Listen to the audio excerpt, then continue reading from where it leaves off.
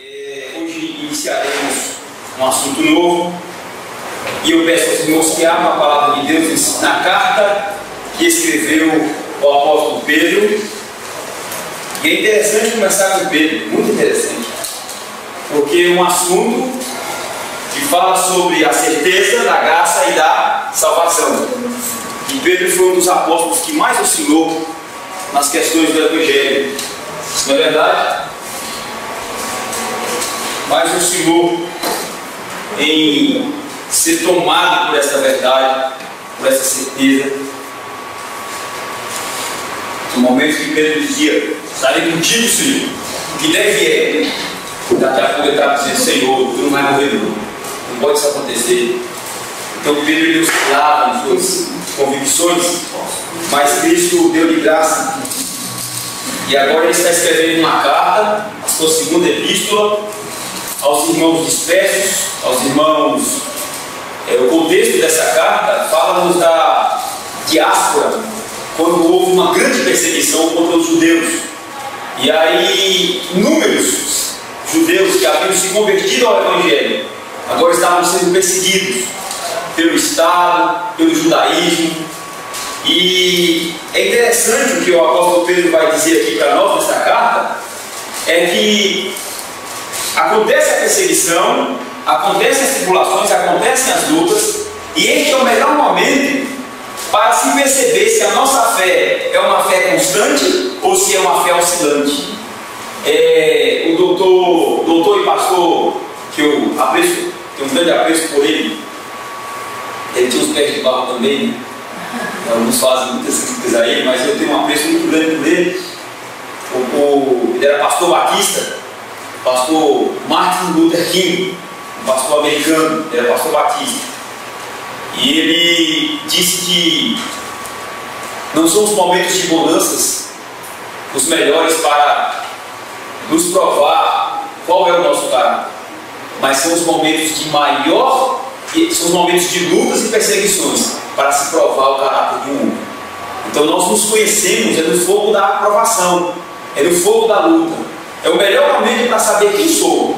São os momentos de surpresa, são os momentos de tribulações, são os momentos de escassez, são os momentos de doença, são os momentos em que tudo me falta e que só me resta. E são esses momentos que eu percebo para quem vou correr. São esses momentos que vão determinar como o meu caráter tem sido forjado, como as minhas vontades têm sido transformadas, e se de fato os princípios do Evangelho têm sido enraizados em minha vida. E aqui o apóstolo Pedro está escrevendo para os irmãos que estavam passando perseguições de todos os tipos. Tinham que deixar as suas igrejas correndo, tinham que levar as suas famílias com toda dificuldade, às vezes tinham que se separar das suas famílias. E aqui Pedro está escrevendo, quando os irmãos leem a primeira carta, o apóstolo Pedro está escrevendo num tom de vamos em frente, vamos à frente. Não é mais momento de desistir, não é mais momento de abrir a mão, é momento de avançar, é momento de vocês fazerem uso de toda a graça que Deus tem dado, para vocês viverem o Evangelho com toda a sua intensidade. Esse é o momento, esse é o momento. E hoje nós temos uma perspectiva diferente na igreja brasileira. Hoje nós temos a igreja brasileira atropelada e atrapalhada e embaraçada pelo triunfalismo. Hoje ser crente é triunfar. Não! O melhor de Deus está por vir. Nós somos filhos da promessa. Esse é o ano profético. Esse é o ano da colheita, sabe? Esses chavões já enferrujados, e que são bastante repicados e enfatizados e martelados nesses cultos, nessas reuniões, se é que você pode dizer que é culto, mas que são chavões, irmãos, que não trazem nenhum princípio do Evangelho. Porque quando vier uma perseguição de fato, quem ficará? Quem ficará? Esses chavões não sustentam crente nenhum no Evangelho. Agora o apóstolo Pedro está escrevendo aqui algo importantíssimo. E o apóstolo Pedro, nesse capítulo que nós iremos ler, o apóstolo Pedro já começa fazendo o quê? Como é que se anima um crente para ele continuar na batalha? Como é que se anima um crente? Sabe como é que é? É assim: tu é um campeão, tu é um moral, tu é um vencedor, vai lá, Tu pode, é assim que se anima um crente? Não. Revelando a ele a graça que há em Cristo Jesus. Revelando a ele a pessoa bendita de Jesus Cristo. E todos os recursos da graça e do Evangelho que Jesus Cristo conquistou para nós na cruz do Calvário. E é o que o apóstolo Pedro vai mostrar agora.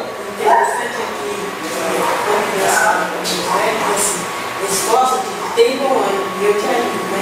Boa. Não vai dizer você forte. Isso. Ele não vai.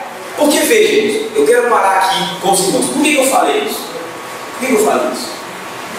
Porque quando você fala para alguém assim, é forte, tu consegue, tu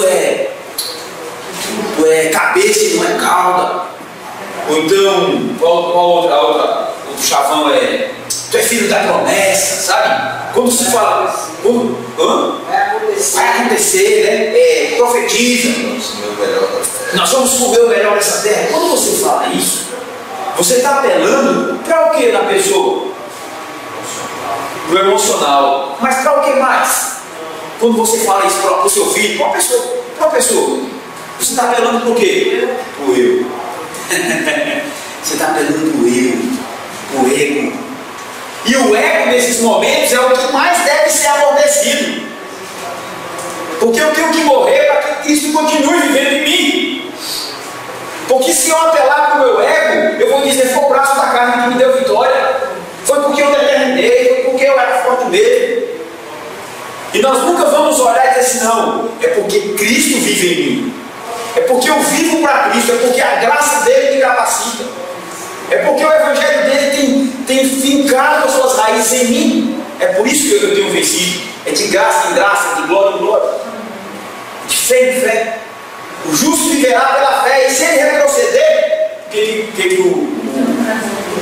eu não tenho prazer nele. Então veja, irmão, olha aqui agora. Veja se o apóstolo Pedro, primeiramente, não realça os princípios do Evangelho desses irmãos.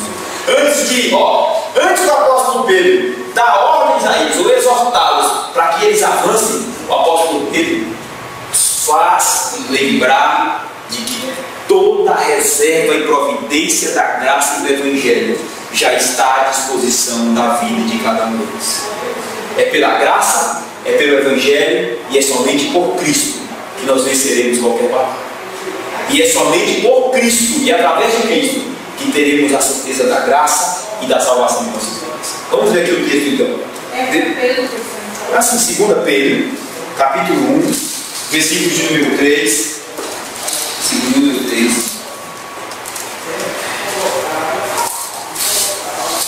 Nós vamos ler até o versículo número 15. 2 Pedro, segunda epístola que ele escreve.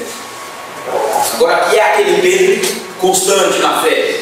É aquele Pedro totalmente tomado pela certeza da graça e do Evangelho, convicto das verdades que ele vive e que ele ensina. Então veja, lembra de quando Cristo chegou para ele esse Pedro? Quando tu ficares velho, vou te conduzir para um lugar que tu não fez. Lembra dessa promessa de Pedro? E estava dizendo o que para Pedro? Que Pedro iria ser levado para morrer como mártir. Agora veja, um homem que tem essa palavra de Deus na vida dele, e agora está aqui com toda a convicção escrevendo desses irmãos. Ensinou, né? Lá nos Gálatas foi repreendido pelo próprio apóstolo Paulo, que estava com dissimulação para com os irmãos, e agora aqui ele está fazendo os irmãos lembrar da graça. Irmãos, é essa beleza que eu fico maravilhado, né? Deus pega esses homens e essas mulheres fracas, que não dão conta de nada, que correm de qualquer coisa, que tem medo de qualquer gripe, e Deus, pela sua graça, pelo seu Evangelho e em Cristo Jesus, põe essas pessoas de pé para trabalhar na obra. Deus nos chama forte, não. O apóstolo Paulo diz que a igreja é constituída de fracos para confundir os que não são, para confundir os fortes, para que a glória de Deus superabude na vida de todos nós. Por isso, Deus tem uma queda pelos fracos. Vamos ver aqui então. O apóstolo Pedro diz assim: visto como, olha só, visto como, já começa com essa locução conjuntiva para chamar a atenção dos irmãos. Visto como, pelo seu divino poder, já está falando do poder de Deus, nos tem sido doadas todas as coisas que conduzem à vida e à piedade, pelo conhecimento completo daquele que nos chamou para a sua própria glória e virtude. Então é pelo conhecimento de Cristo Jesus, pelo qual fomos chamados para glória e virtude, não é isso? Nós somos o quê? Somos o quê? Alvos, irmãos. Somos recebedores, somos recipientes de todo o poder e toda a graça que nos dá a capacidade para vivermos uma vida plena do Evangelho e para vivermos em piedade. Tá, viu aí que o apóstolo já está fazendo, o apóstolo Pedro está fazendo os irmãos lembrar? Todos os recursos da graça e todo o poder de Deus está à vossa disposição por causa e através de Cristo Jesus. É isso que vocês entendem nesses primeiros versículos? Conseguem ver isso aí? Aí ele diz aqui: pelo conhecimento completo daquele que nos chamou. Quem nos chamou, irmão? Para a sua própria glória e virtude. Quem nos chamou? Não foi Cristo? Não foi Cristo que chamou Mateus? Segue-me. O chamado da graça? Segue-me. Não foi Cristo que chamou os discípulos? E esse Cristo continua nos chamando. Segue-me todos os dias. Segue-me. E nos chamou para a sua, leia aí, para a sua própria glória e para virtude. Deus nos chamou para um alvo muito superior. Nos chamou para a glória. Só que Ele chamou-nos para a glória e nos chamou também para a virtude. Virtude, essa mesma vida que Cristo aqui viveu, submisso à vontade do Pai, em harmonia à sua glória, foi o que Cristo viveu. Então Ele viveu virtude. Aí agora Ele diz: pelas quais essas coisas, essas bênçãos, nos têm sido doadas as suas preciosas e muito grandes promessas, para que por elas nos torneis co-participantes da natureza divina, livrando-nos da corrupção das paixões que há no mundo. O versículo 4 está dizendo, irmãos, que nos têm sido doadas as suas preciosas e muito grandes promessas, para que por elas o que? Nos tornemos co-participantes da natureza divina, ou seja, participantes da sua santidade e da sua glória também em Cristo Jesus. E diz: livrando-nos da corrupção das paixões que há no mundo. Então o que é que nos livra da corrupção que há no mundo e das paixões pecaminosas? A santidade de Deus em nossas vidas, para a qual Ele nos chama para que sejamos co-participantes.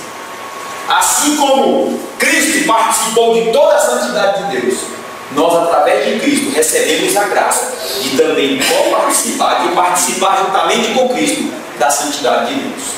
Ou seja, não haverá santidade sem a mediação de Cristo. Por isso que ele está dizendo: só podemos viver nessa santidade de Deus tendo como mediador Cristo, porque Ele foi participante de toda a santidade de Deus. E através dele, nós somos o quê? Co-participantes com Cristo. A palavra co-participante significa participamos juntamente com Cristo. Somente com Cristo. Sem Cristo não há verdadeira vida de santidade. E é somente com Cristo. Veja que Cristo aqui é o centro. Cristo é o alvo. Cristo é a referência. Cristo é o fundamento. E ele diz agora: por isso, versículo 5, por isso mesmo, aqui é ênfase, vós. Agora aqui entra a prática, viu, irmãos? Aqui entra a prática, ó. Por isso mesmo, vós, reunindo toda a vossa diligência, agora aqui é nossa responsabilidade. Diligência, associai a fé à virtude, com a virtude o conhecimento, com o conhecimento o domínio próprio, com o domínio próprio a perseverança, com a perseverança a piedade, a vida correta diante de Deus, com a piedade a fraternidade. Irmãos, não haverá vida religiosa correta, vida de piedade correta, A palavra piedade significa a vida que agrada a Deus. Então, o único piedoso que existiu foi Cristo, que viveu uma vida que agrada a Deus. O contrário de piedade é impiedade, é ímpio, é pecaminosidade, é transgressor, é tudo aquilo que abomina a Deus e que Deus abomina. E aqui nós vemos que não vai existir piedade sem fraternidade. Uma pessoa que se isola do mundo para viver a piedade, ela nunca vai viver essa piedade, porque a verdadeira piedade nos leva a viver em fraternidade, juntamente com os irmãos, com a fraternidade e o amor. E ele fecha, irmãos, ele coroa com o amor, porque não vai haver uma vida de certeza, de graça e de salvação, não vai haver uma vida de perseverança, não vai haver uma vida de coparticipação da santidade de Deus através de Cristo Jesus, não vai haver uma vida de domínio próprio, não vai haver uma vida de diligência, não vai haver uma vida de santidade sem o amor. Se faltar o amor, a santidade vira legalismo, a perseverança vira arrogância, e assim vai destruir todos os pontos, irmãos, que a verdadeira fé tem como referência. E aí ele finaliza com o amor, mas no versículo 8 ele diz: por essas coisas existindo em vós, porque estas coisas existindo em vós, e em vós aumentando, irmãos. Olha, percebam agora que o apóstolo Pedro começou a falar de diligência. O que é diligência? O que é diligência?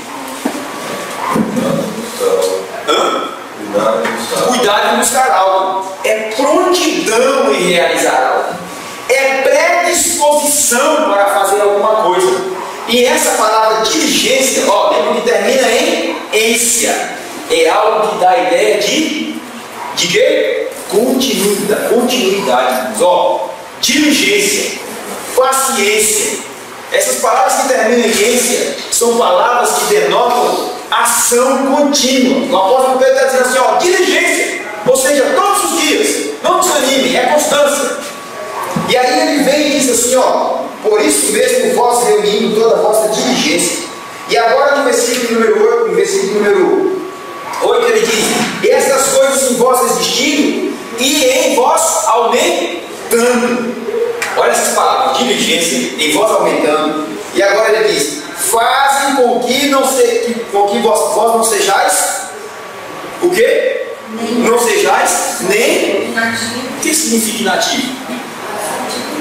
Inativo, o que significa? Estéril. Mas tem uma palavra mais. Inativo significa o quê? É só lembrar de ativo. Inativo é o oposto. Inativo é alguém no ócio, é alguém parado, é alguém de braços cruzados, é alguém descansado da vida, é alguém ansioso. E aí ele está dizendo aqui, vós não sejais nem inativos. Aí vem, nem o quê? Infrutuosos, no pleno conhecimento de nosso Senhor Jesus Cristo. Irmão, veja que o apóstolo Pedro, ele dá ênfase à nossa vida prática, não é? Ele chama a nossa responsabilidade para o centro da ação, para nós colocarmos em prática a graça, o evangelho que temos recebido, a graça que temos recebido, a salvação que temos recebido, mas ao mesmo tempo ele continua apontando para quem? Para Cristo. Olha só esse versículo aqui: nem infrutuosos no pleno conhecimento de nosso Senhor Jesus Cristo. Porque conhecendo o Senhor Jesus Cristo todos os dias e avançando para conhecê-lo, é que esse conhecimento verdadeiro, irmãos, de Cristo vai dar resultados de diligência e de cuidado espiritual em nós. Porque se a espiritualidade, irmãos, ficar por nossa própria conta, nós podemos até ser ativos, mas seremos ativistas. E aí tem diferença de ser ativo para ativista. Ativista é aquela pessoa que ela constantemente ela tem que estar fazendo alguma coisa. Porque se ela parar, ela dá uma crise de ansiedade terrível. Se ela parar, ela cai em depressão.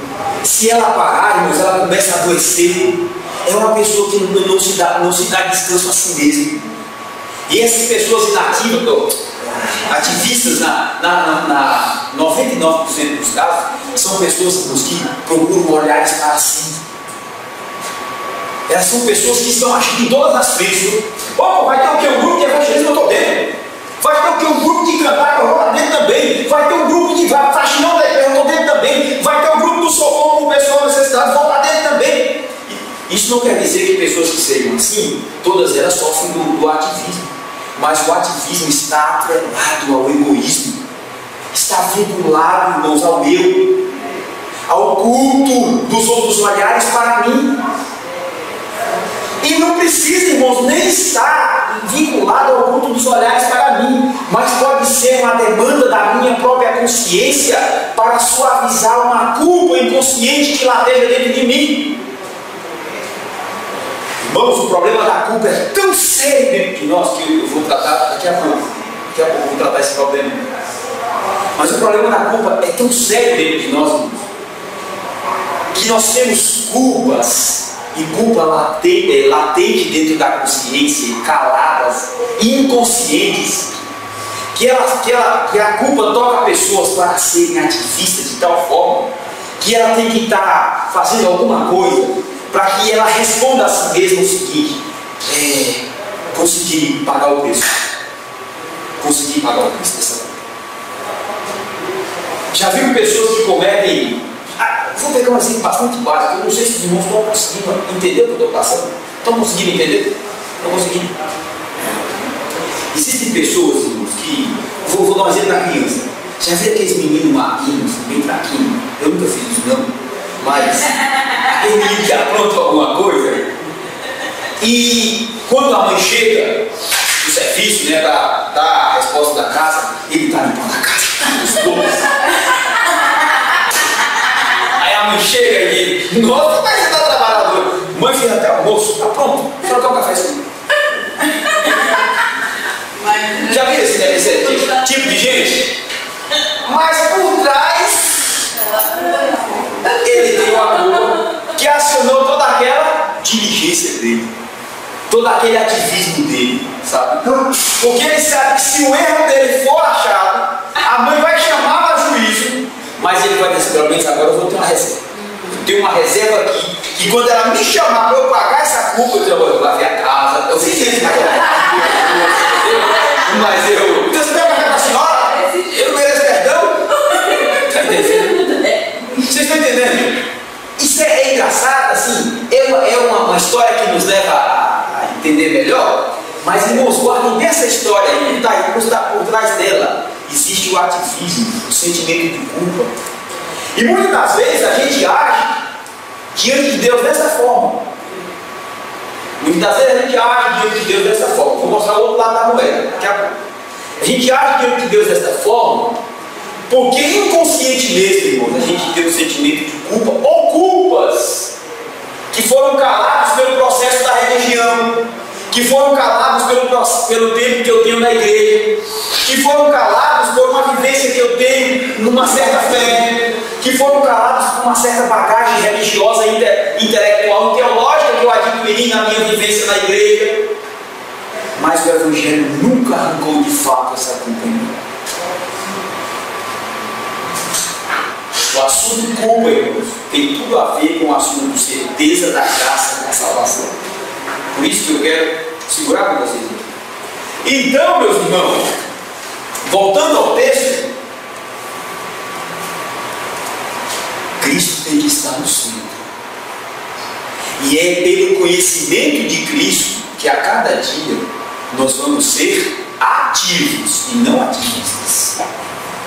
E é pelo conhecimento de Cristo em nossas vidas e esses princípios do Evangelho sendo plantados em nossos corações e quebrantando os nossos corações. Disse um teólogo essa semana que eu ouvi, John Knox, pastor Lindório pregando, pastor Ronaldo Lindório, missionário Ronaldo Lindório pregando, ele disse que, se não me engano a frase, a grande diferença entre a verdadeira teologia e a religião é que a verdadeira teologia traz quebrantamento. E esse conhecimento de Cristo, irmãos, traz quebrantamento. E esse quebrantamento, irmãos, é resultado da verdadeira aplicação dos princípios do Evangelho no meio do teu coração. E uma vez os princípios da graça e do Evangelho aplicados no meio do teu coração, e quebrando os torrões de culpas, inconscientes ou conscientes que lá estão, quebrando os torrões de resistência a esta graça, do orgulho, do egoísmo, quebrando esses torrões, eu vou começar a agir com diligência, mas em resposta a este amor deste Deus que me conquistou lá na cruz do Calvário através de Cristo Jesus. Foi o que o pastor acabou de dizer. É em resposta a essa graça, é em resposta a essa grande conquista do meu coração realizada por Cristo, é que eu vou estar diligente, ativo, operoso, cheio de amor para com os irmãos, em fraternidade, em cuidado de mim mesmo e cuidado com os outros. E sempre o que? Avançando no conhecimento de Cristo Jesus, seremos ativos, frutuosos no pleno conhecimento de nosso Senhor Jesus Cristo. Versículo 9 ele diz assim: pois aquele a quem tem estas coisas, aquele a quem estas coisas não estão presentes é o que? É cego, irmão. Não tem visão espiritual. Acha que ser crente, acha que ser filho de Deus é estar na igreja no dia do Senhor. Se resume a cantar os hinos do saltério, se resume a dizimar. Acha que ser filho de Deus, irmãos, é se adequar a uma liturgia reformada, outra liturgia. Acha que ser filho de Deus é porque ele está há 10 anos na igreja, então isso já é suficiente para que isso responda à igreja que ele agora é filho de Deus. Entende isso, irmãos? Mas isso não tem nada a ver com o Evangelho.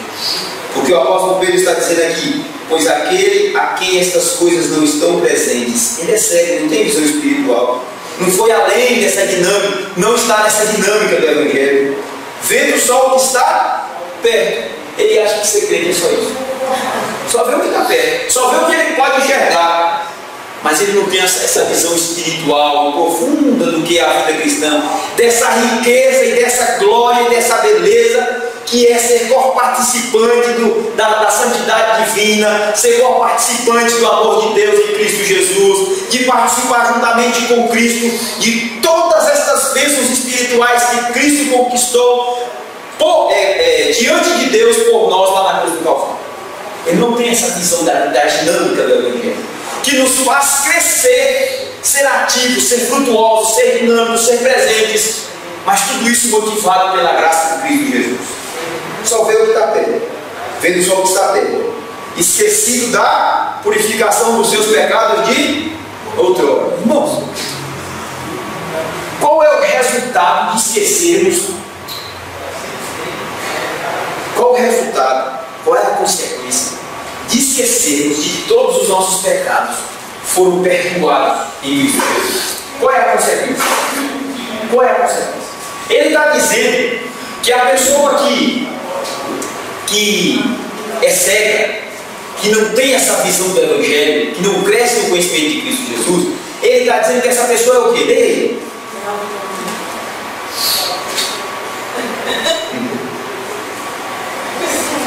Dele, é cego e o que mais?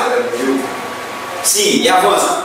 Esquecer da purificação dos pecados. O que é, irmãos, esquecer do quê? Da purificação dos pecados do passado, de outrora. O que significa isso, irmãos? Esquecer de quê? De Cristo. Esquecer de Cristo. E é o que o resultado? Sentimento de culpa. Quando o apóstolo Pedro fala que esses irmãos, e outra coisa, não podemos expulsá-los da igreja não.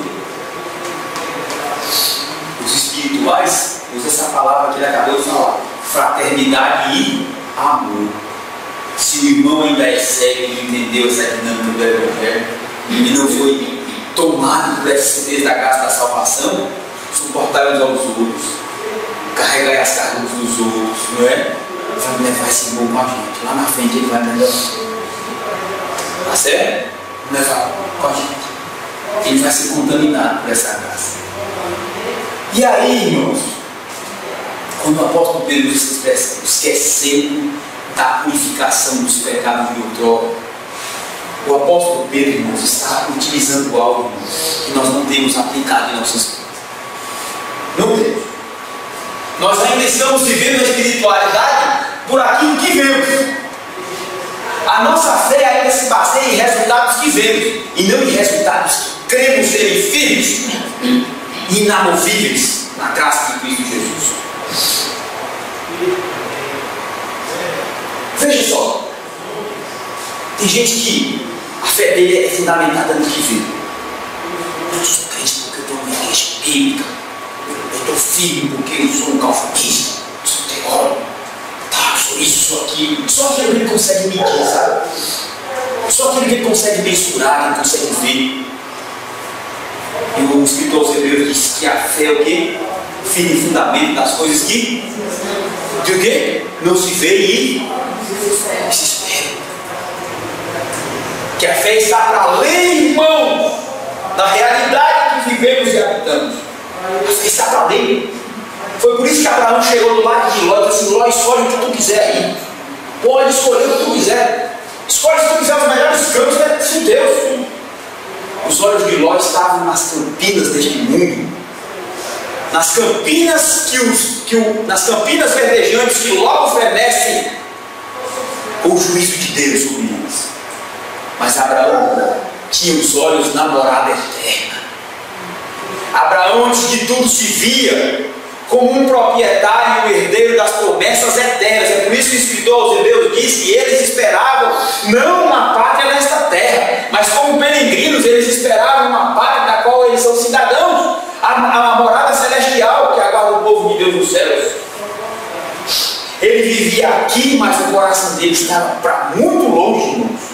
Como diz o escritor aos Hebreus, estava ancorada para além do véu, no trono da graça, onde Cristo entrou por nós, irmãos. Onde Cristo entrou por nós como nosso precursor. Retenhamos, pois, firmemente a nossa confissão, a nossa salvação. O escritor aos Hebreus diz. João também vai fazer uma alusão dos troncos de árvores podres. Isso! Do Do tronco podre, que vai virar adubo. É isso aí, que Deus vai levantar e vai fazer esse tronco de árvore podre virar uma árvore famosa. Isso é fé. Então agora, irmão, preste atenção. Esses irmãos têm uma característica. Eles se esqueceram da purificação do pecado de outrora. Eles se esqueceram da obra de Cristo Jesus por ele. Se esqueceram da obra da redenção. Se esqueceram da justificação pela fé somente. Se esqueceram da misericórdia de Deus que se renova a cada manhã sobre a vida deles. Se esqueceram sobre essa graça de Deus que os purificou com o sangue de Cristo Jesus de todos os seus pecados. A palavra purificação, irmãos, é uma palavra muito forte. Muito forte, irmãos. Significa, irmãos, que não resta mais nada, irmãos, para empurrarmos para debaixo do tapete. Até o Antigo Testamento se empurrava para debaixo do tapete. O pecado era cometido, se matava o animal, mas aí o escritor aos Hebreus vai dizer que o sangue de novilhos e de bodes não era suficiente, nem que milhares de milhares, para dar conta do pecado. Eles apenas aplacavam por um tempo e apontavam para o Cordeiro de Deus, o Cordeiro perfeito que viria morrer no Calvário, para de uma vez por todas arrancar o pecado do povo de Deus.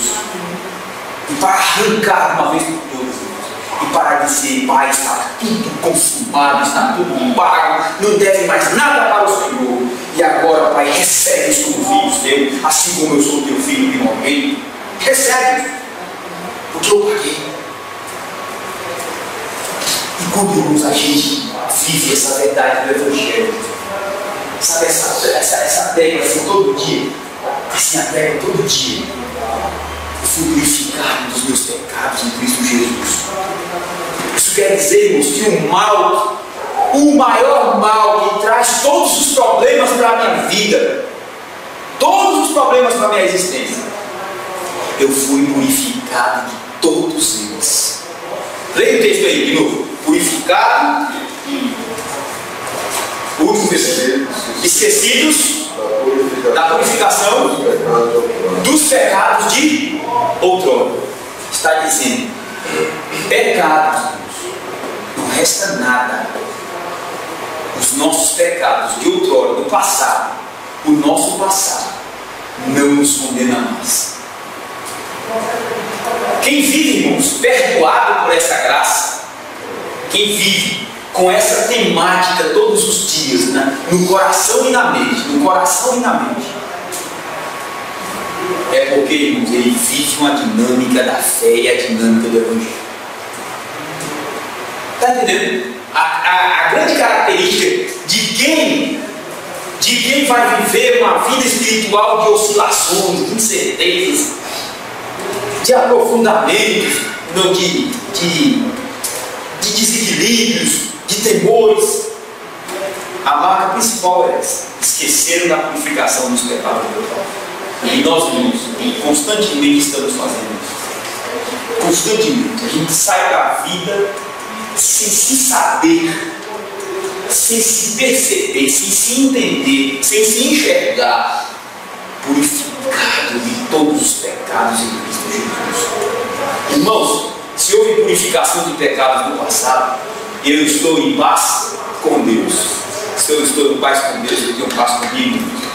Se tenho paz comigo mesmo, vou ter paz com o meu próximo, por mais que esse não queira ser meu próximo, e por mais que esse não esteja próximo, vou ter paz comigo, vou ter paz com a criação, vou ser um pacificador. A vida é diferente, E aí, irmãos, qual o verbo que ele utiliza aqui no versículo de número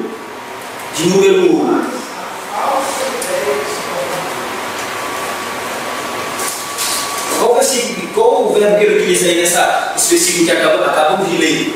Se esqueceram dos pecados, da purificação dos pecados de outrora. Qual o verbo que ele utiliza?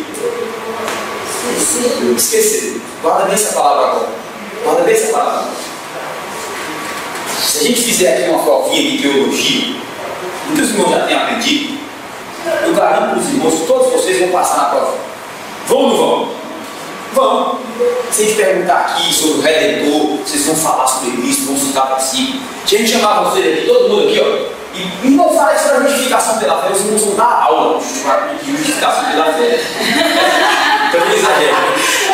Mas vão dar aula, vão dar os conceitos básicos. Vão dar ou não vão dar? É verdade ou não é? Agora veja. Um princípio, irmãos, que eu aprendi e eu estou lutando para colocar em prática. Eu peço aos irmãos que lutem também em oração e com a graça de Deus para colocar em prática. Irmãos, uma coisa, irmãos, é entender o Evangelho. Outra coisa é o coração não se esquecer do Evangelho. Lembram do salmo que trabalhamos aqui, Salmo 103? Bendize a minha alma ao Senhor e tudo que há em mim, bendiga o seu santo nome. E não te esqueças de nenhum dos seus benefícios, porque Ele quem sara todas as tuas transgressões e perdoa todos os teus pecados. Assim como o Oriente está distante do Ocidente, assim Deus afasta de nós as nossas transgressões. E o salmista não está orando para Deus, não. Ele está falando com a alma dele, com o coração dele. Porque ele entendeu. Davi não tinha esquecido do leão que ele matou, do Golias que ele derrubou e cortou a cabeça e levou para Saul. Davi não estava esquecido das grandes batalhas que Deus deu vitória a ele, dos grandes livramentos que Deus colocou a mão sobre ele. Davi não estava esquecido de que Deus o tirou de detrás dos rebanhos de ovelhas lá, pequenininho, humilde, rejeitado, e o colocou para ser rei. Davi não estava esquecido de nada disso. Esqueceu? Nós esquecemos do que Deus tem feito por nós, nossos filhos não, mas o coração se esquece do Evangelho. Irmãos, o nosso coração, irmãos, todo dia ele dá um delete, um formato, ele formata a verdade do Evangelho. Por isso, irmãos, todos os dias nós temos que estar com o Evangelho na alma.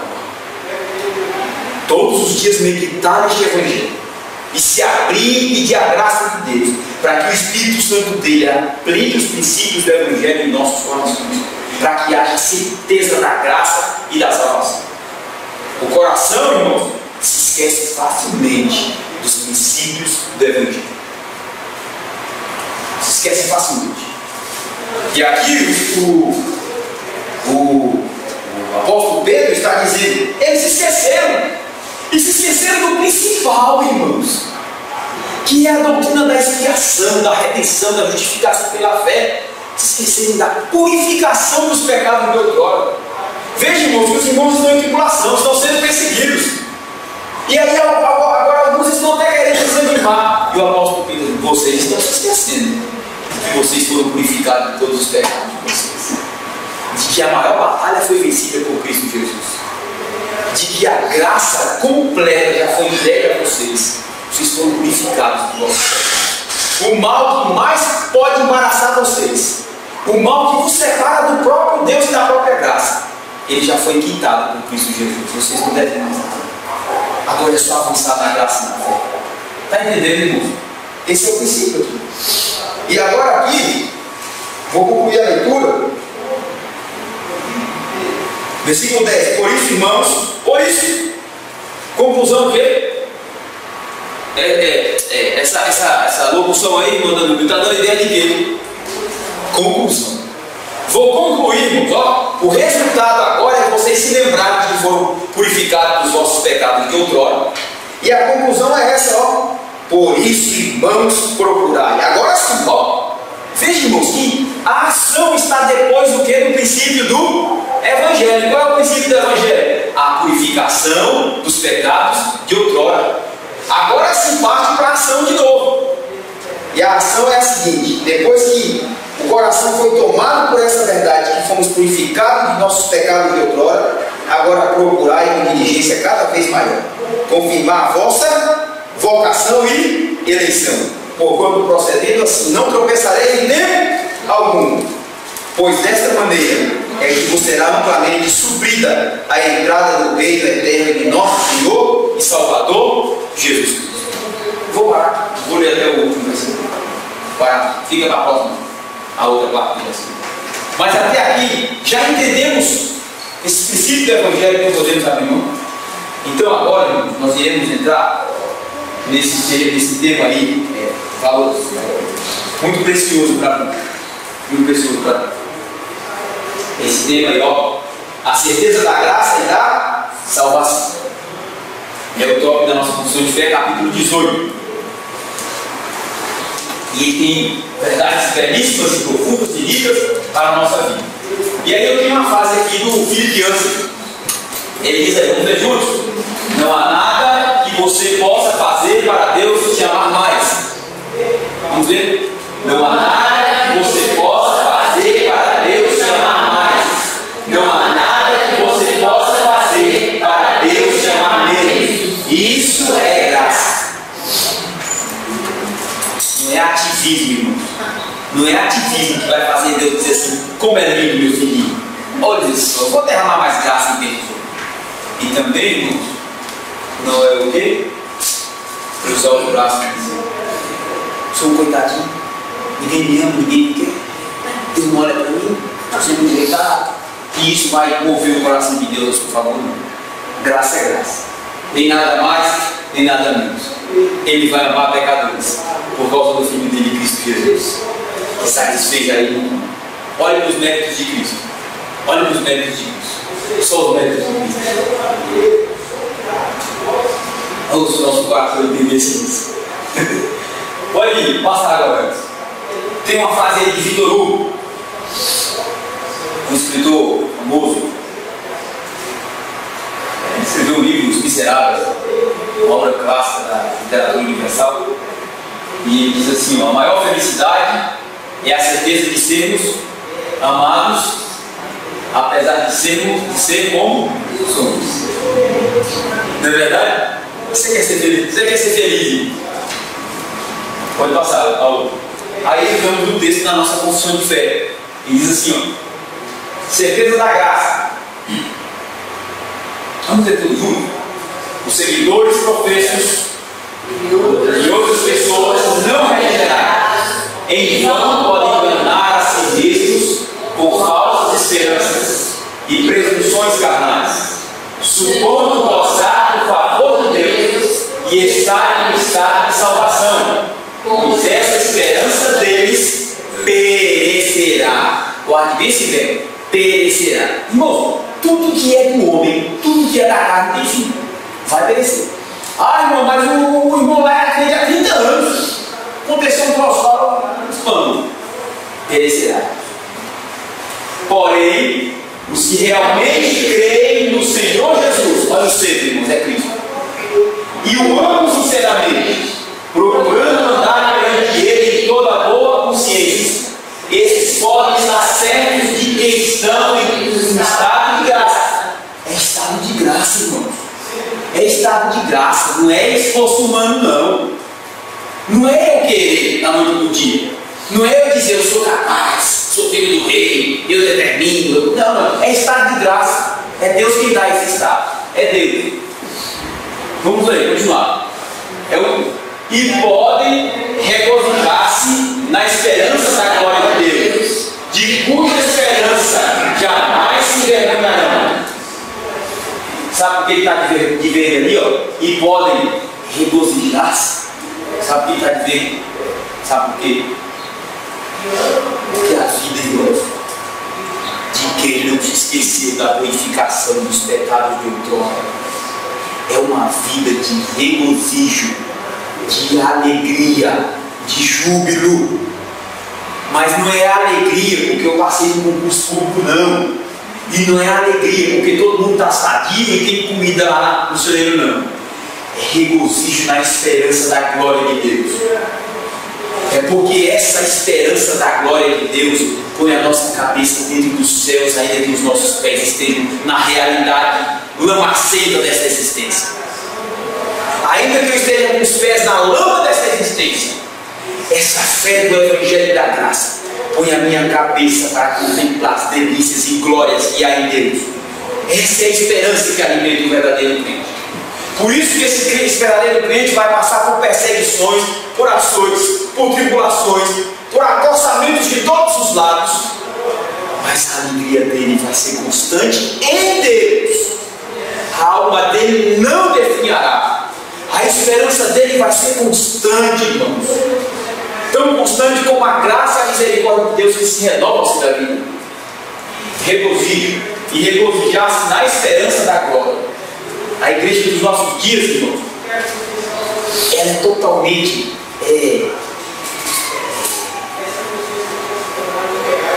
ela está totalmente,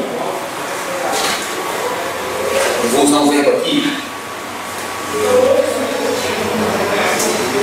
para dentro dessa terra, sabe? O cristianismo tem ensinado nesse dia é totalmente aqui para dentro, é pro aqui e agora. É o cristianismo existencialista. Não se fala mais em esperança da glória de Deus, na esperança eterna dos filhos de Deus. Esse evangelho da cruz de Cristo tem sido esquecido e muitas das vezes banalizado com a graça barata, como já dizia Dietrich Bonhoeffer. Essa graça tem um preço, e um preço altíssimo, que foi a vida inocente do Filho de Deus, Cristo Jesus. E aí as igrejas hoje estão vivendo do aqui e do agora, do momento que logo virá. Esse evangelho, esse pseudo-evangelho triunfalista aí, tem enganado milhares e milhões de pessoas.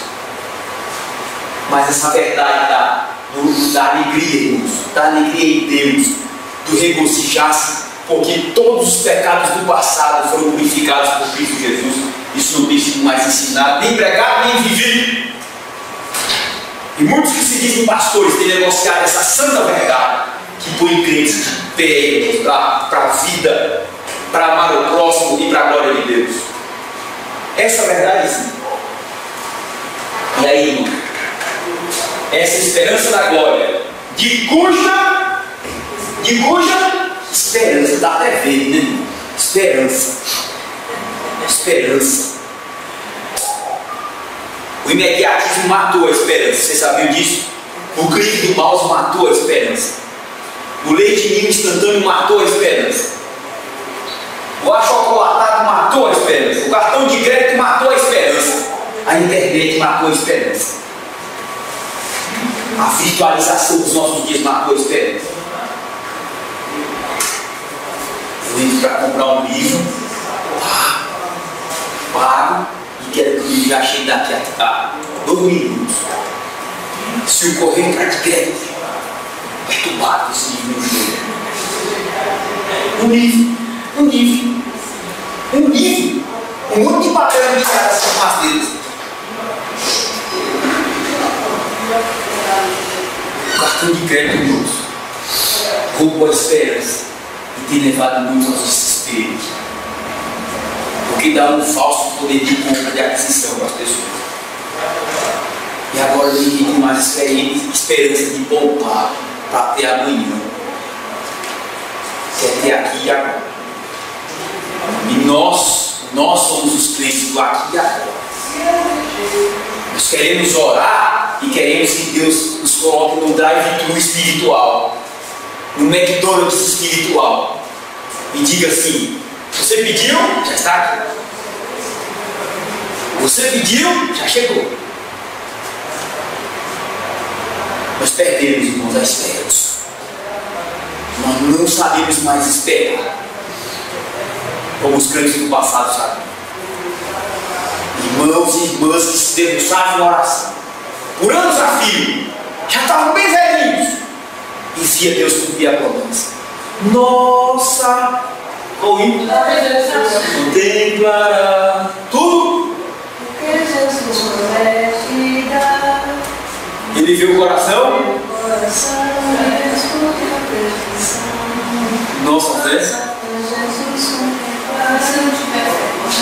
Então, eu só estou falando da esperança, não nem no âmbito da fé. Então veja só. É engano eu e você pensarmos. É engano. E quem tiver alguma oposição pode falar abertamente.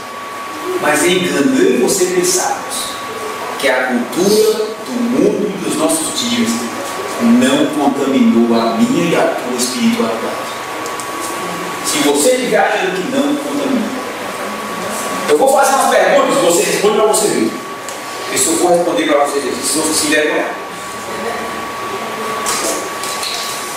Quantas horas, quantas ansiedades nós temos levado a Deus em oração? Essa é a primeira pergunta.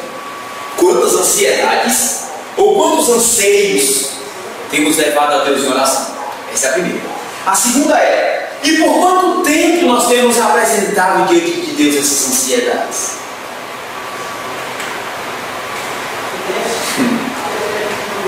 Só essas duas perguntas.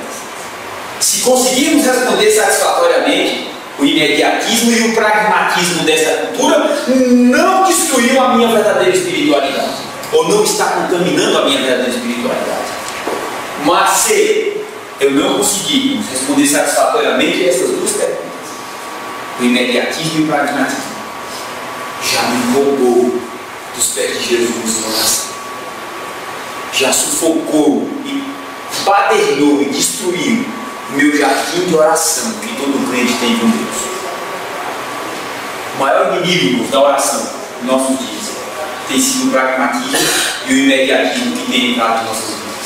Eu não digo nem em nossas casas, em nossos corações. É por isso que lembrar dos pecados de outrora ficou difícil. Da purificação dos pecados de outrora ficou difícil. Porque agora eu estou vivendo essa vida de briga de maus. Quis resolver. Projetei, é para hoje. É para ontem que eu queria. Não é assim a linguagem de hoje? Davi, Jesus, na pregação dele, orando todo o tempo, ele fala sobre isso aí, que nós vivemos como no imediatismo. Aí toda a desculpa nossa é que nós não temos tempo. E ele diz que diante de Deus, nós não vamos ter como dizer assim: ah, eu tive tempo. Paulo tinha tempo. Aí ele disse: não, Paulo também teve 24 horas por dia e orava. Ele era homem de oração. Jesus também foi homem como nós, teve 24 horas por dia e orava. Então ele disse: nós estamos vivendo de acordo com o que o mundo vive, no imediatismo, na correria do mundo. Aí ele diz que o crente que não vive em oração, ele não vive como Deus quer que ele viva, no sobrenatural. Falou a palavra. Ele não vive no sobrenatural. Ele vive nas coisas aqui terrenas. Muito bom. O sobrenatural da fé, faltando numa igreja, essa igreja vira existencialista e autonomista e ativista ou inatista. As duas. Tá bom? Até aqui? Vamos. Então, irmãos, essa esperança é o verdadeiro crente. E jamais se envergonharão dessa esperança. Que esperança? A esperança da glória de Deus. Quem é a glória de Deus, irmão? É Cristo. É Cristo. Agora, eu tenho. Sim, tenho esses assuntos. Não, para o texto. Nós temos esses assuntos aí para pensar. Para começar o assunto. Ó, pensando no assunto. Primeira pergunta. Qual a razão de se ter a certeza da graça e da salvação? Qual é a razão? Desculpa, eu tenho que tirar aquele ser. Não é o verbo ser, não.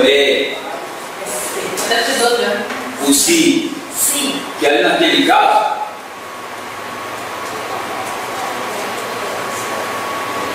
É uma partícula expletiva, né? Pode ser uma partícula expletiva. Se ele tirar, não dá problema. Não tem problema gramatical. Qual a razão de ter a certeza da graça, da salvação? Qual a razão de ter? Esse se aí ele ficou apenas uma partícula de real, sabe? Para chamar a atenção mais para a frase. Assim pode ser retirado sem prejuízo. Semântico gramatical. Então qual é a razão de ter a certeza da graça, da salvação? Qual é a razão? O que isso vai mudar para mim? O que isso vai fazer a diferença? Aí temos a segunda pergunta. O que há em nós que nos faz tão carentes dessas certezas? O que é em nós? Por que a Bíblia Sagrada nos exorta, nos adverte a buscarmos essa certeza? O que há por trás desse pedido? Por que esse pedido não é vazio nem aleatório? Terceiro, o que melhora quando se é tomado dessas certezas? O que melhora? Quando eu sou tomado dessa certeza da graça e da salvação. O que vai melhorar? O que vai mudar?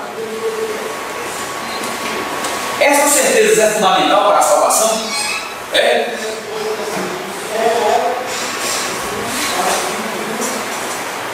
Fundamental que eu digo, sem ela eu vou chegar no céu. E a última questão é dever do filho e filho de Deus buscar essas certezas? Já estudamos. É dever? É dever. Mas o princípio é sempre Cristo. Sempre Cristo.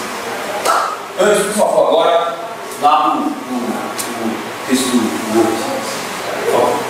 Então está aí o capítulo 18. E aí, antes de cada tópico, eu coloquei alguns assuntos que iremos trabalhar durante as aulas, com a graça de Deus. O primeiro tópico que nós lemos, tem ali, ó.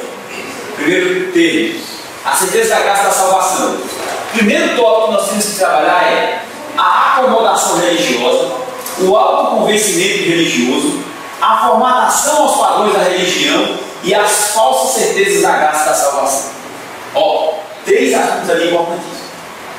Antes, por favor, agora lá para o segundo. No segundo, diz, nós vamos estudar o fundamento dessas certezas é o sangue e a retidão de Cristo. Nós já vimos aqui no texto de Pedro. Próximo, por favor. No terceiro, nós temos a responsabilidade do crente em buscar essas certezas. Já responde aquela pergunta lá que nós fizemos. E o quarto, as certezas e a realidade da vida cristã. As certezas e a realidade da vida cristã. Agora, por favor, primeiro. Irmão, por que nós temos que trabalhar esses primeiros pontos? Que nós estamos indo? 11h15 eu vou terminar essa aula. Eu vou colocar uma música para nós. Irmãos, quando eu comecei a pensar sobre esse assunto, certeza e a graça da salvação, eu vi algo já de início ali, muito interessante para ser trabalhado. Primeiro é que existe algo chamado de acomodação religiosa ou formação aos padrões da religião. O que eu quero dizer por acomodação religiosa e formatação aos padrões da religião? O que eu quero dizer? Eu quero dizer o seguinte. Eu quero dizer, irmãos, que uma pessoa pode chegar aqui um dia, falando uma pessoa, chegar aqui um dia e vai ouvir aí o Evangelho, vai chegar para falar, é o seguinte, gostei do Evangelho, essa arrumada de cultura que eu tenho que fazer e tal, vou ficar na igreja com os irmãos, faz um discipulado de um ano e meio, a igreja prova, como ele professa, né? Ele batiza no retiro muito bom, uma felicidade, mais um novo irmão, maravilha, ele traz a família, todo mundo sentado aí, e todo domingo presente e tal. E essa pessoa, irmãos, pode de fato não ser verdadeiramente convertida pelo Evangelho. Mas pelo fato dela ter entrado por todos esses caminhos da igreja, certo? Da profissão, da confissão, dos estudos, da teologia, batizou, está conosco, ceia. Por esses caminhos, ela pode já responder a si mesma: sou salvo, tenho certeza que isso é obra do Evangelho, isso é obra da graça. E aí o primeiro tópico já fala do quê? Do falso convencimento que a religião traz, irmãos, que a igreja traz. A igreja que eu falo é instituição, não é a igreja de Cristo, verdadeira, triunfante, cheia da graça do Evangelho, que sofre pela cruz de Cristo, que morre pela cruz de Cristo, que vive a cruz de Cristo. Eu estou falando da igreja, da instituição, do processo religioso que acontece, que se dinamiza, que se veicula dentro de qualquer igreja que você chegar. Tem todo um caminho para você percorrer para ser aceito aí dentro daquele grupo, não é? Então esse caminho, esse processo, pode inculcar na cabeça de alguém que ele é salvo. E que a partir daquele momento, se ele morrer, ele vai para o céu direto, que ele já está firme em Jesus, e ele pode até passar isso adiante. E o primeiro tópico fala disso, desse falso convencimento, dessa falsa certeza, mas que mais cedo ou mais tarde ela vai, o que o tópico diz? Perecer. Vai perecer, vai acabar. Esse é o primeiro assunto que nos vem à mente. E esse primeiro assunto que nos vem à mente, quando a gente estudamos esse primeiro tópico da certeza da graça da salvação, ele tem que ser chamado para nós. Chamado para nós, chama para você. Chama esse assunto e diz assim: rapaz, eu de fato sou convertido, eu passei por uma formatação religiosa. O que é uma formatação religiosa? É eu ficar iguaizinhos àqueles crentes da igreja que agora eu faço parte. Se os crentes lá são calvinistas, eu sou calvinista. Pô, já li Spurgeon, já li João Bafino, já li esses estudos, estou lendo agora é uma Bafino, já estou no terceiro livro. A grossura do livro. E daqui a pouco vou deixar os olhos, 2 tomos assim, sabe? Para o quê? Se identificar com o grupo. Então esse processo de identificação com o grupo, certo? De absorção dos procedimentos daquela igreja, dos comportamentos daqueles irmãos, pode fazer com que alguma pessoa inculque a si mesmo o seguinte: poxa, eu sou crente mesmo, eu sou se Cristo vier, eu pertenço a Cristo, eu vou para o céu, eu salvo. Está entendendo? Então essa formatação religiosa que em algumas igrejas, ela é formatação mesmo, porque você tem que vir a caráter, tem que vir a caráter da igreja, sabe, camisa assim, dobrada até aqui. Olha, use as melhores roupas para Jesus. Você tem que aparecer domingo lá com as melhores roupas. As mulheres, os vestidões assim, que sabem, grande, né? As pontas de corda, nem corda, porque é pecado, vocês podem ficar, batom, nem pensar, sabe? Bico, olha, a descrição, viu? E na maioria das vezes são as irmãs que caem nessa formatação. Os homens não. A maioria das vezes? A maioria das vezes. Na maioria das vezes. Aí vem. Também. Sim. Naquele calor. Naquele calor. Então, essa forma, o jeito de falar também muda, viu? O jeito de falar também muda. A pessoa passa a falar assim, calma, mais melódico. Aí entra os chavões e o vocabulário religioso, né? Querido, amada, né? Salvo, varão, varão, abençoado. Então, está entendendo, irmão? Essa aquisição vocabular religiosa toda, essa vestimenta, essa inserção dentro da liturgia, isso tudo, irmãos, pode inculcar na cabeça de alguém que ele é salvo, que ele é cheio da graça, que ele é filho de Deus. Mas no fundo, ele passou apenas por uma acomodação religiosa, ele passou por uma formatação religiosa, e isso tudo, irmãos, está dando uma falsa presunção carnal a ele de que ele é salvo e de que foi conquistado pela graça. Isso pode acontecer ou não? Pode acontecer. Porque do ponto de vista intelectual, qualquer um de nós, e não desmerecendo a intelectualidade de ninguém, não desmereça a intelectualidade de ninguém, qualquer um aqui pode se tornar doutor em teologia, doutor, teologia, em Princeton, em Yale e outras coisas aí. Pode se tornar doutor em teologia no Westminster College, no Kevin College. Você pode se tornar doutor lá e chegar aqui, irmãos, ó, dando aula aí, seminário e congresso. Não para mais em casa com um congresso e aula toda de teologia, mas no fundo, você passou a ter uma formatação teológica, seminarística, sabe? Você pode ser um cabeção de teologia, você pode citar as obras todas reformadas de costas, diabo. Você pode até se arrogar disso, mas no fundo, de fato é salvo, de fato tem essa certeza da graça da salvação. Ou então a pessoa é de uma família, já deu 11, 15? Falta assim, quando pode pedir para falar. Ou então essa pessoa pode ter vindo de uma família cristã. O tataravô era alemão, né? Desceu aí no Brasil, casou-se com uma brasileira e tiveram belos filhos. E o tataravô, ele era um reverendo, sabe? E aí o bisavô também tornou-se um reverendo. E o pai também tornou-se um reverendo. E o filho também já está no caminho para ser um reverendo. E os filhos todos aí na igreja. E a família toda de igreja. Não, e os filhos reverendo, né? Não, filho reverendo. Ele tem que continuar esse processo. Aí continua esse processo todinho.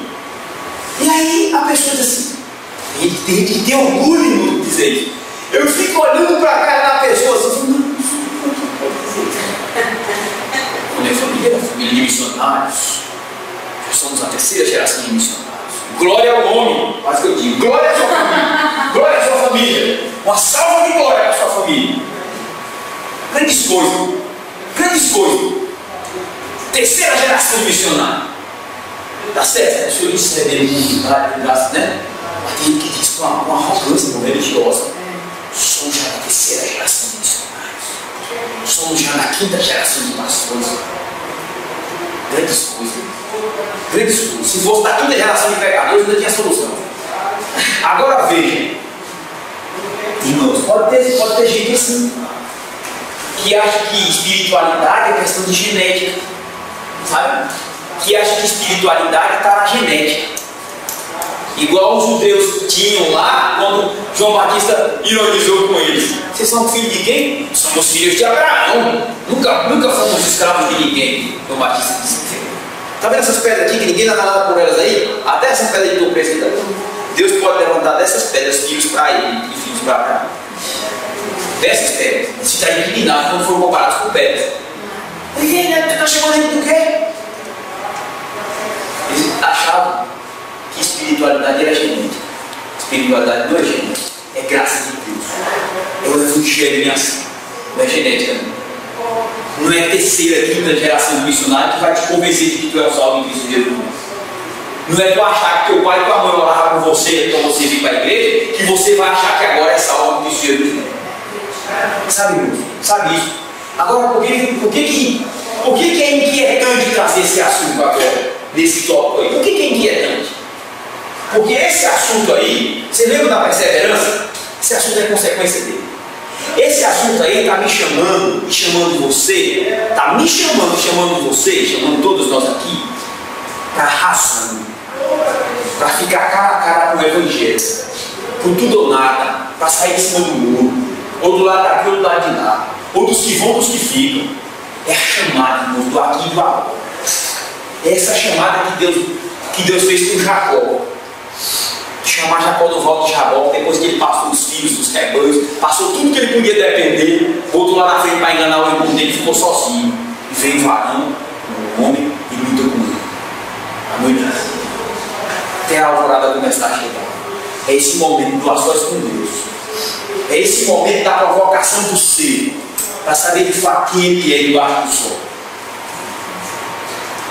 Então nós corremos esse perigo de um autoconvencimento religioso, uma formatação dos valores religiosos e de, como consequência disso, temos uma falsa certeza da graça da salvação. E é isso que está sendo combatido nesses tópicos aí da certeza da graça da salvação. É isso que está sendo combatido. E é isso que deve ser combatido todos os dias, debaixo do sol, na minha e na tua vida. O que é que me tem convencido de que eu sou salvo? O que é que me tem convencido de que o Evangelho chegou no meu coração? O que é que me tem convencido? A minha igreja? Os meus modos religiosos? As minhas formatações na igreja que eu frequento? As teologias que eu sigo? O que é que me tem convencido? A terceira geração de missionários da qual faço parte? A quinta geração de pastores da qual faço parte? Isso é suficiente para me convencer de que eu sou um salvo, inundado pela graça, perdoado em Cristo Jesus, alvo da misericórdia de Deus lá no Calvário em Jesus Cristo? É isso que nós temos que sair daqui, agitando nossa consciência. Porque tempo de igreja não é sinônimo de certeza da graça da salvação. Porque nome de crente não é certeza da graça da salvação. Porque tem uma profissão de fé batista na mão, em casa ou na cabeça também não é certeza da graça da salvação. Pode ser certeza de que você é um calvinista. Pode ser certeza de que você é um teólogo. Pode ser a certeza de que você é alguém, um religioso. Mas não é certeza, como nunca será, de que você é um salvo pela graça de Cristo. Esse é o chamado à consciência. É o chamado à razão. É o chamado do per si. E agora, eu e Deus, tomara que estejamos mediados por Cristo. Eu e Deus, tomara que estejamos mediados por Cristo. Nessa tomada de consciência. Certo? Quero concluir aí. E aí eu quero pedir um anjo que coloca a música para nós. Coloca a música de novo. Situação.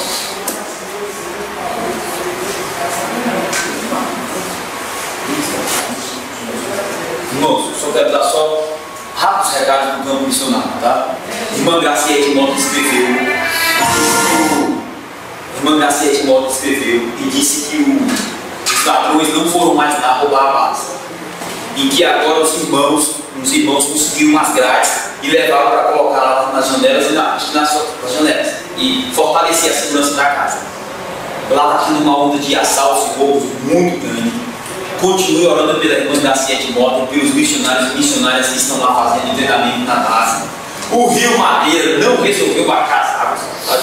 Deus deu ordem para ele subir mais ainda. E ele está subindo, que ele é obediente. Então, irmãos, continue orando pelos irmãos e pelas irmãs lá. Continue orando pelo pastor Jessé Rios, que sofre daquele problema de sal. Ele tem uma grande produção de sal, de perda de sal no corpo. E ele fez o tratamento no Brasil e a pressão dele, os remédios que ele levou para a África do Sul, ele tem tomado, tem subido muito a pressão dele. Mas mesmo assim ele está no combate firme, viu, irmãos? Ele está mandando juntamente com os irmãos lá contêineres para Moçambique, com equipamentos de informática para dar cursos de informática lá em Moçambique. Viu? Irmãos, o povo de Deus parece que quando marmita tem mais que esse produto. Irmãos, é terrível. O pastor Jessé Rios e a sua esposa está na África do Sul. E ele ora a Deus para que Deus mande mais obreiros para dar apoio nessa obra. Orem também, irmãos, pelo pastor Zé Dilson, que está no Senegal e que todos os meses tem que comparecer perante a missão, a justiça muçulmana, a justiça islâmica, todos os meses. Orem pelas crianças que foram de fato convertidas pelo Evangelho e estão lá nos orfanatos islâmicos, mas professando a fé na pessoa bendita de Jesus Cristo. Orem pelo pastor Martinazzo, irmãos. Continua mal, os tumores do câncer no intestino, no corpo, mas ele continua operoso na obra de Deus. Orem pela esposa dele, pelos filhos, e que Deus conforte o coração dele. Viu? Não esqueça de orar, não, irmãos. Todos os dias orem por esse irmão. Não deixe o imediatismo e o pragmatismo tomar conta dos momentos de oração. Orem por esses irmãos. Orem por esses irmãos. Eles carecem de nossas orações. E Deus, irmãos, tem movido a mão dele sobre esses irmãos quando a igreja ora, quando a igreja se põe em oração. E olha, irmãos, ficar conversando com pessoas lá no Senegal. É muito difícil uma conversão lá. Olhem para o irmão do Leite, que tem alfabetizado crianças lá e tem evangelizado crianças. Olhem pelo pastor, pelo missionário Luciano, que é presbiteriano, e ele cuida de um seminário em Moçambique, irmãos. E é uma bênção, porque ele tem formado professores e professoras, teólogos, missionários, pastores lá em Moçambique para a obra missionária em Moçambique. Tá? Olha por esse irmão, pastor Luciano. Ele estava prestes para casar e a noiva dele já faz muito tempo isso. Ele conheceu, o pai dela também, a mãe dela conheceu, e ele era de Viçosa. Aí ele ia para o campo missionário, prestes para casar, estava noivo. E aí a noiva não quis acompanhá-lo para o campo missionário. Ele disse, pois eu vou. Foi bom. Casou-se no campo missionário. Está firme em Cristo até hoje. E olha por ele, Deus conforta, Deus dê graça, já está com a cabeça branquinha, Deus tem abençoado. Mas também olha pela igreja lá em Monsenhor Tabosa, pelo irmão Ricardo, pelo Cleide, que já chegou no Ceará, estão lá terminando a reforma da futura igreja batista lá em Monsenhor Tabosa. Tá? Olhem por eles e que Deus dê graça aos irmãos.